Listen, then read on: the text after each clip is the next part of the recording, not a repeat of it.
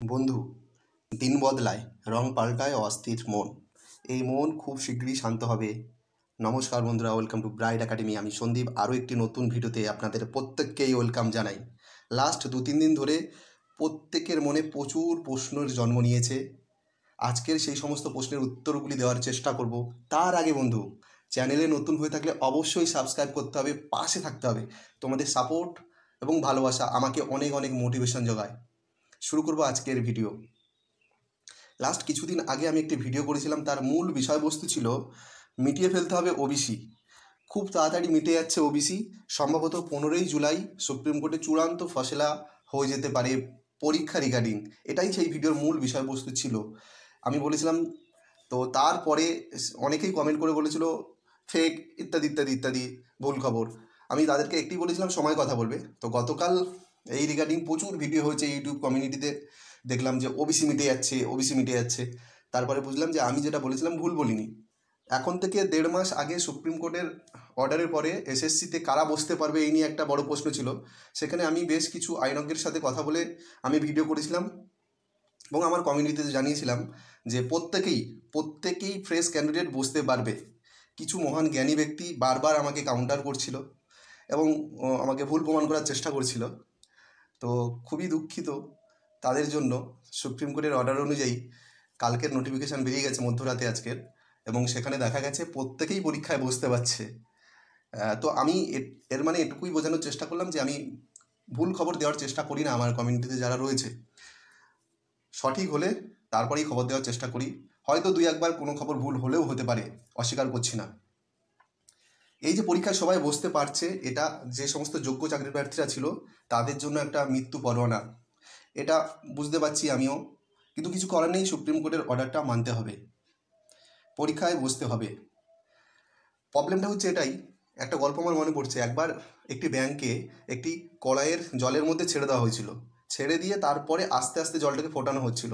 যখন জলটা হালকা গরম হয় তখন ব্যাংকটা চাইলেই খুব সহজেই ওই জল থেকে অতিক্রম করতে পারতো, লাফিয়ে বেরিয়ে আসতে পারতো। কিন্তু তখন সে ভাবলো না, এইটুকু গরম আমি সহ্য করে নিতে পারবো, আমার কাছে সেই শক্তি আছে। আস্তে আস্তে জল আরও গরম হতে লাগলো এবং একটা সময় গিয়ে টকবক টকবক করে ফুটতে আরম্ভ করলো। সেই সময় ব্যাংক চাইলো বেরিয়ে আসার জন্যে, বেরিয়ে আসতে চাইছে, ছটফট করছে, কিন্তু পারলো না। তো আজকের এই অবস্থার জন্য দায়ী কারা? আমরাই। কারণ যেদিন এই যে দুর্নীতি একদিনে হয়নি, এই পর্যায়ে আসেনি। প্রথম যেদিন হয়েছিল সেদিন কিন্তু এই সমস্ত টিচার, এই সমস্ত কমিউনিটি যারা আজকে সাপোর্ট করছে সোশ্যাল মিডিয়াতে, তাদের কাউকেই কিছু বলতে দেখিনি, পথে নামতে দেখিনি। তো আজকের ভিডিওর যে মূল বিষয়বস্তু সেটাতে ফোকাস করব। ওবিসি খুব শীঘ্রই মিটতে চলেছে, এমনটাই বোঝা যাচ্ছে। জুলাই মাসে যে হিয়ারিং রয়েছে সুপ্রিম কোর্টে 15 তারিখ নাগাদ, সেই দিনই হয়তো একটা চূড়ান্ত ফয়সলা আসতে পারে। এবং পরীক্ষা রিগার্ডিং এবং পুলিশের পরীক্ষা কবে, এইটা প্রত্যেকের মনে বিশাল এখন একটা বড় প্রশ্ন। কিন্তু আমি একজন ছোট্ট ইউটিউবার ভাই, আমার পক্ষে কি আর এত বড় বড় জিনিস জানা সম্ভব? আমি সম্ভাবনা বলি, কিছু ফ্যাক্ট বলি, আশেপাশে হলেও হতে পারে। তবে সেপ্টেম্বর মাসে পুলিশের পরীক্ষা হবে বলে আমার মনে হয় না। কারণ অলরেডি সেপ্টেম্বর মাসে পরীক্ষার টেন্টেটিভ ডেট ঘোষণা করে দিয়েছে স্কুল সার্ভিস কমিশন। তাদের কমপক্ষে 4টে পরীক্ষা হবে, গ্রুপ সি, গ্রুপ ডি এবং মাধ্যমিক আর উচ্চ মাধ্যমিক লেভেলের যে পরীক্ষাগুলো রয়েছে, 4টে ডেট তারা পাবে। সেপ্টেম্বর মাসে 4টে ডেট নেই। এবার প্রশ্ন হচ্ছে পুলিশের পরীক্ষা কবে? পুলিশের পরীক্ষা কবে এটা প্রত্যেকেরই প্রশ্ন। প্রত্যেকের এই প্রশ্নের উত্তর প্রত্যেকের নিজের কাছেই আছে, পেয়ে যাবে। যদি ওবিসি মিটে যায় এবং ওবিসির এই জটিলতার মধ্যেও যদি এসএলএসটির পরীক্ষা হতে পারে, স্কুল সার্ভিস কমিশনের পরীক্ষা হতে পারে, তাহলে আমাদের পরীক্ষা নয় কেন? এই প্রশ্নটা যদি তোমাদের মনে আসে তাহলে তুমি সঠিক প্রশ্ন করতে শিখে গেছো ভাই। এই প্রশ্নটা করো, নিজেকে করো এবং তোমার কমিউনিটিতে করো, সব জায়গায় করো, উত্তর পাবে। যদি জুলাই মাসে ওবিসি মিটে যায় তাহলে পরীক্ষা কবে? নিজেকে প্রশ্ন করো, উত্তর পাবে। পরীক্ষা হবে, ফর্ম ফিল আপ যখন হয়েছে ভাই, পরীক্ষা হবেই হবে। ভোটের আগে জয়েনিং করছো এটুকু শিওর। পরীক্ষা কবে হবে সেইভাবে নির্দিষ্ট কিছু বলবো না, সঠিক সময় আসলে জানতে পারবে। পরীক্ষা হচ্ছে, ভোটের আগে জয়েনিং হচ্ছে, পুলিশের সমস্ত পরীক্ষাই হচ্ছে। যে অযথা প্রত্যেকে এত বেশি নিজেকে উত্তেজিত করো না, পরীক্ষা হবে। পুলিশ রিক্রুটমেন্ট বোর্ডের ওপর আমার প্রচুর ভরসা আছে। লাস্ট টাইম যেদিন আমরা ডেপুটেশনে গিয়েছিলাম চেয়ারম্যান সাহেব আমাদের আশ্বস্ত করেছিলেন যে বাবু তোমরা আর এসো না ডেপুটেশনে।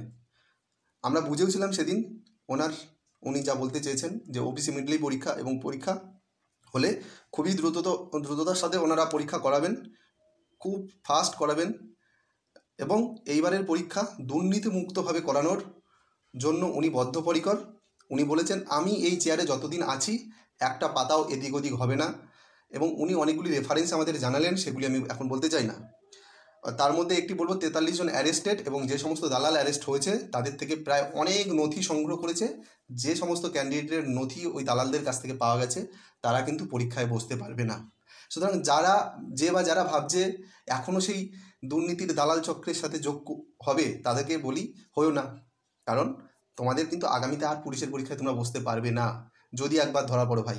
সাবধান হয়ে যাও, এবং এইবারের পরীক্ষাটা একদম স্বচ্ছভাবে হবে, আমাদের বিশ্বাস রয়েছে পুলিশ রিক্রুটমেন্ট বোর্ডের ওপর। তো ভিডিওটা এখানেই শেষ করব, দেখা হচ্ছে নতুন কোনো ভিডিওতে। Tata, bye bye.